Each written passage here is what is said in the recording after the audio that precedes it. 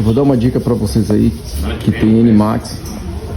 É o seguinte, às vezes você gira a roda tá roncando. Deixa eu mostrar aqui pra vocês, já foi retirado, tá? A roda fica roncando, passa no barulho, estrala. Você pensa que é amortecedor, não é? Deixa eu mostrar aqui pra vocês o que pode estar ocorrendo aí.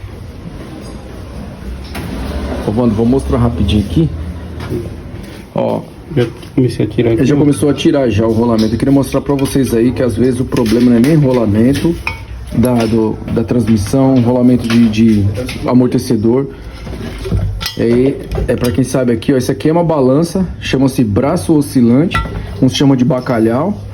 E aqui ele vai um rolamento. Ó o rolamento. Ó. Aí tem que efetuar a troca dele, tá?